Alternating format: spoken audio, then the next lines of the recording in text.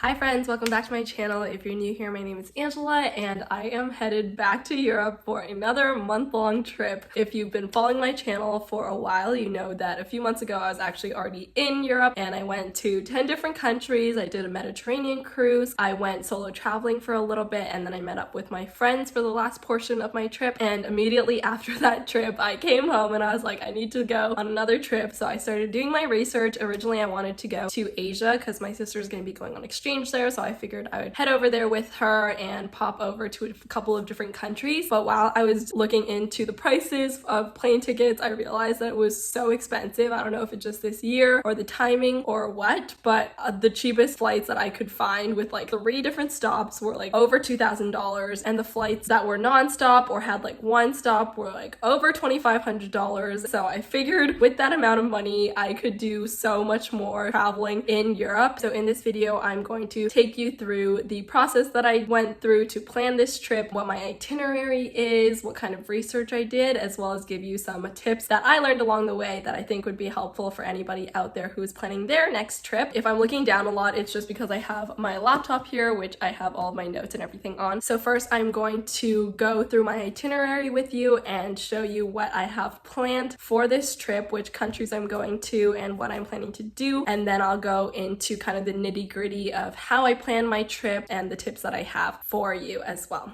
So first I'm going to take you through my itinerary that I have basically finalized at this point. What I like to do is just make a spreadsheet, and in the top row I just have the date, the time, the itinerary, some notes, as well as the price so that I can kind of add it all up at the end. So I'm going to be flying out at night on August 6th and arriving in Reykjavik in Iceland on August 7th, and I'm going to be flying with my mom because I'm doing the first portion of this trip with her. So we are going to be in Reykjavik for basically 3 days, and then we are going to be flying to Brussels on August 10th and then staying in Brussels for me 5 days, but my mom's actually going to be heading back to Canada on the 4th day that we're there. So I'm going to be spending the last night at a hostel, and that is the beginning of my solo travel period of this trip. So the day after my mom's flight home, I'm going to be flying from Brussels to Budapest, and I'm going to be solo traveling in Budapest for basically around 4 days. On the 4th day, I'm going to be taking a bus actually from Budapest to Bratislava. It takes around 3 hours. It's basically a 3-hour bus from Budapest to Bratislava, which is in Slovakia, which I am super excited to check out because I saw a few travel vlogs about Bratislava a long time ago and I was really intrigued by it. So I'm going to be only spending 1 day or 1 night in Bratislava, and then the day afterwards I'm actually taking another bus from Bratislava to Vienna, and that's only around like an hour bus, so it's really close from Bratislava to Vienna. So then in Vienna I'm going to be spending around 3 days there, and then I'm going to be going to Prague, which I am going to be taking a train for. So the train takes around 4.5 hours I think, so it's a pretty long train ride. I'll arrive at around 7 p.m. at night. I'll stay there for around 3.5-4 days-ish. And then on the 24th, I'm going to be flying from Prague to Milan, which is where I'm going to be meeting up with my friends from exchange that I haven't seen in quite a while. So I'm super excited to meet up with them in Milan. And then we're going to be heading down to Cinque Terre the next morning actually, and spending 3 days in beautiful Cinque Terre, which I'm so excited about. I've seen so many pictures of the beautiful, colorful houses and everything. So we're gonna be chilling in Cinque Terre for about 3 days altogether, and then on August 28th I'm taking the train from Monterosso, which is in Cinque Terre, back to Milan, and I'm going to be spending 2 days in Milan just on my own before taking a flight from Milan to Reykjavik and then Reykjavik back home to Toronto. So that is my entire itinerary laid out for you, and then moving on to how I plan this and like what kind of tips I can give you. basically, as I mentioned before, I have everything written down in a spreadsheet, and I have my spreadsheet color coded. So I have my transportation in yellow, and then I have any activities that I'm doing in green, and then I have my accommodations and all that information in blue. That is how I like record everything and make sure that I have all my transportation from each place. I have all my accommodations booked and everything. So that is how I like to keep track of it in my spreadsheet. But basically, when it came to planning this trip, my first step was looking for the cheapest flights. And unfortunately, when I got back from my first trip and went to New York and did all my graduation stuff that you may have seen in my vlogs, after that period, when I started looking more closely at booking flights, the prices had already gone up by a lot. Last time I booked a trip, which was in May, and so when I was booking those, the flights were insanely cheap. I flew to London and back from Dublin from Toronto, and together those two flights only cost me like less than $400 Canadian, which is insanely cheap. But this time I'm booking for August, which is like peak travel season. And so when I was looking for flights, the cheapest option that I could find was to fly to Reykjavik and then flying from Reykjavik to everywhere else in Europe. Flights to Reykjavik at the time were around $750, so that's how much I booked my return flight for. I definitely could have gotten cheaper flights if I booked earlier, so definitely do that if you can. But right after I booked those tickets, it was basically like impossible to find anything under $1,000, so I snagged the $750 tickets as fast as I could. The way that I look for flights is usually through Google Flights or Skyscanner. Those are the two sites that I use the most when it comes to looking for flights. So like, I guess in terms of buying the main flight into Europe, my biggest tip is really just to fly during non-peak season. I could totally see like the big difference between when I flew in May versus when I'm flying in August. Like the pricing is basically double. And then also just being flexible with your flights. I was willing to fly to anywhere in Europe because I know that once you get to Europe, flying within Europe is so much cheaper than if I were to like buy a flight to one specific destination. So not being too picky about where you go will definitely allow you to have a lot more options, and those options be way cheaper than it being like, I need to do a direct flight to this place on this day. Speaking of that, how I end up choosing my locations is I am relatively flexible. My kind of like main priority when booking and choosing my locations is, are there cheap flights and accommodations in those places? In terms of flying to Reykjavik, it's not cheap in terms of accommodations at all. It is crazy expensive actually, but the flights were the cheapest, and I've never been to Iceland. That's been on my bucket list, and so I wanted to check it out anyway, so I was like, why not? That's another like criteria, I guess, of when I choose my locations, just places that I've never been to. On this trip, I am going to a few places I have been to, such as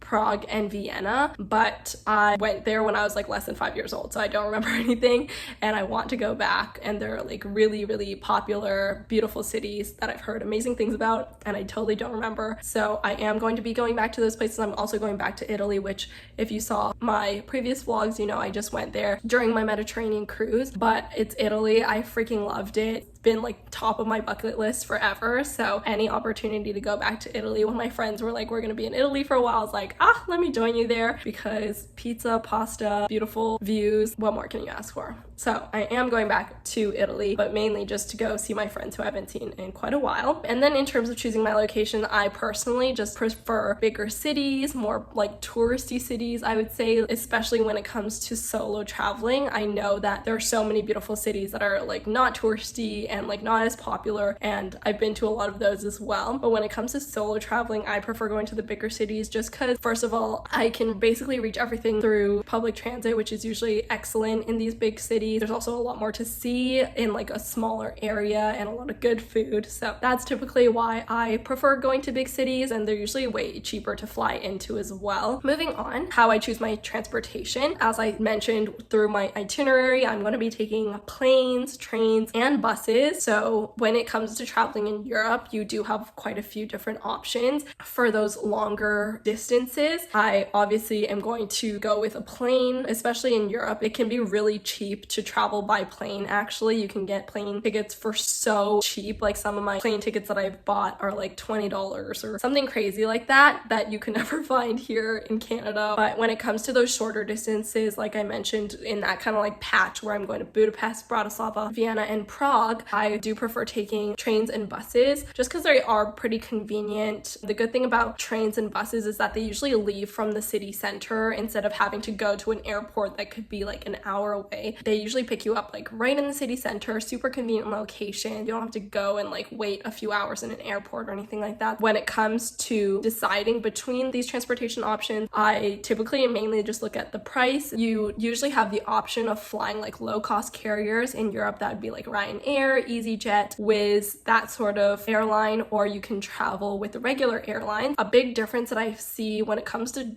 buying plane tickets, you can look at the price and be like, oh my gosh, the low-cost carrier is so much cheaper than the regular airline. Obviously, I'm going to choose that. But when you're flying with low-cost carriers, you have to make sure that you look at the luggage. And I personally only travel with carry-ons, but even with carry-ons, a lot of low-cost carriers, you need to pay for your carry-on on top of your plane ticket, and that can actually get pretty pricey. I don't remember which airline it is, but there's one airline where the carry-on is just like 60 euros or something. And so when you add that 60 euro on top of your plane ticket price, sometimes it's the same or even more expensive than a regular airline. One thing that I also look for when I'm choosing my flights or transportation or anything is the timing of the flight or the train or the bus. When it comes to like flying, I prefer midday afternoon flights just so that I don't have to wake up that early and I'm also not arriving super late. A lot of the times when it comes to like traveling for cheap, like when I was in Europe last time, I did have to take a lot of morning flights, and on those days that I have super early morning flights, I'm so anxious that I'm gonna miss my flight that I get like no sleep that day. So when I can avoid it, I try to avoid those super early flights where I need to get to the airport at 6 in the morning and then I have to wake up at like 3 because it takes an hour to get to the airport and all of that. So my preference is midday flights. Obviously, if there's like a really cheap flight or a flight that I need to take on that certain day, I will take it in the morning, but I just don't love the anxiety that I have to go through when I have an early morning flight. And then the other thing is not flying into a city super late because then it's hard to get to your accommodation. Sometimes like the check-in time close and then you're screwed. One kind of issue that I ran into with flights this time when I was planning is that for my flight from Prague to Milan, I originally looked at flights on the 23rd and I had seen a flight that was really cheap and I was planning to book that and see my friends that day. But when I looked into it, the flight arrived, I think, at midnight. So that means that I need to somehow get from the airport to my Airbnb that I was planning to stay with my friends at like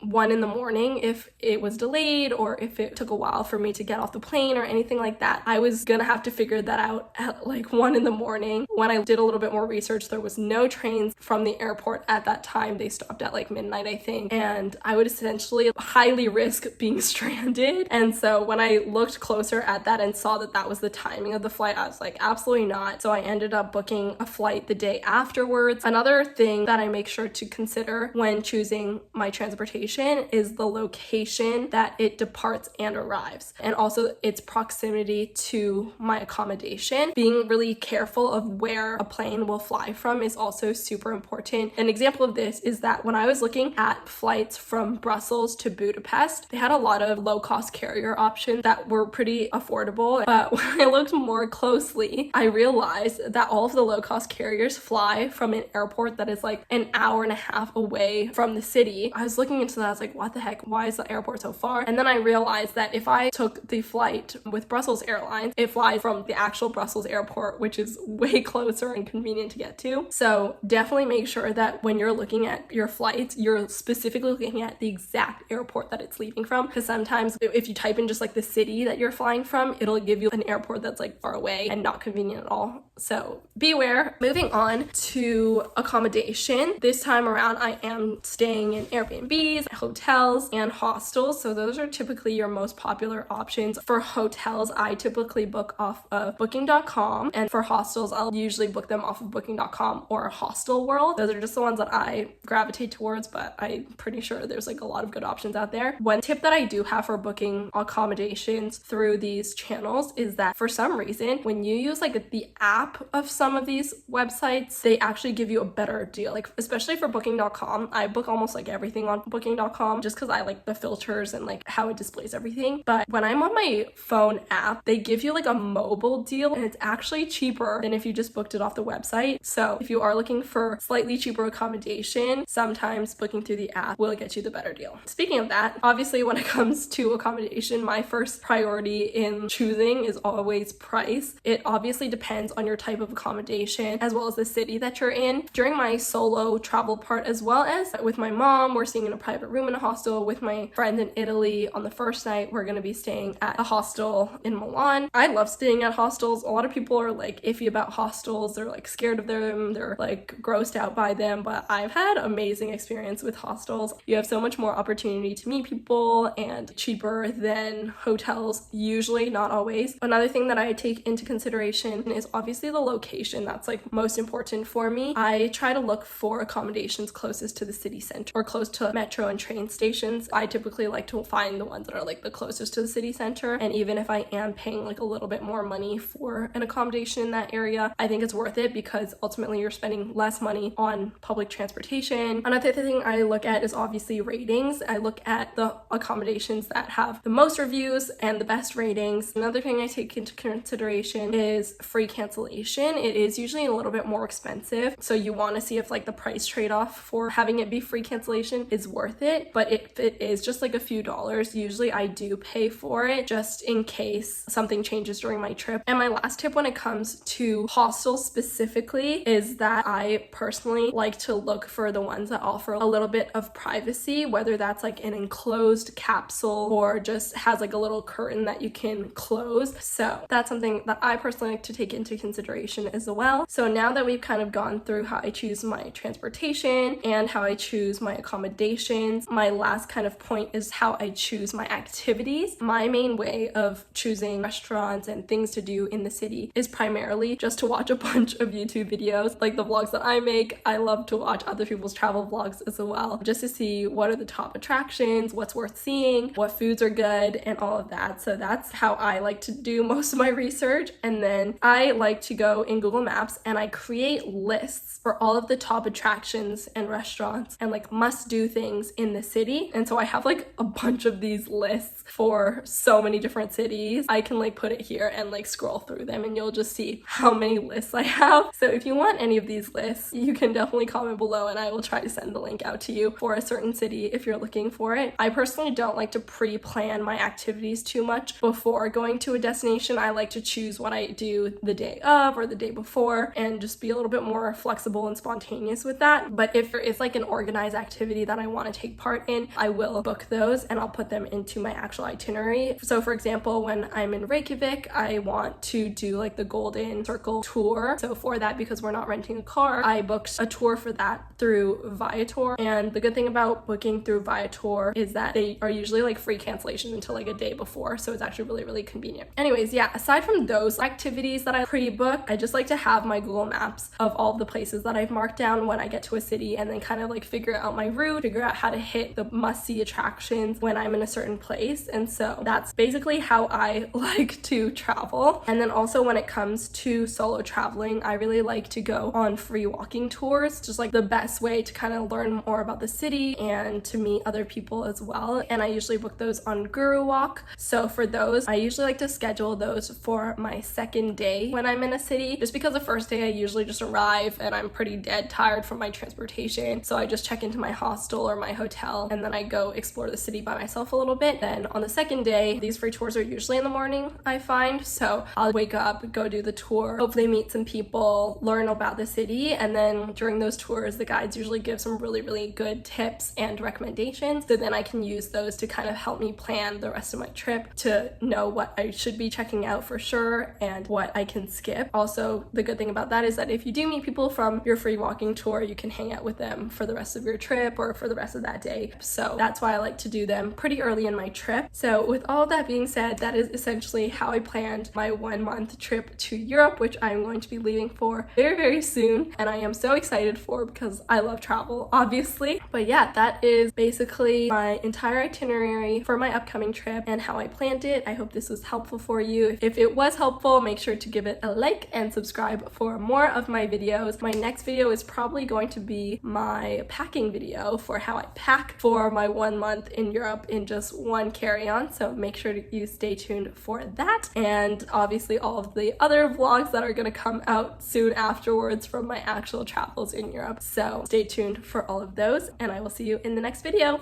Bye!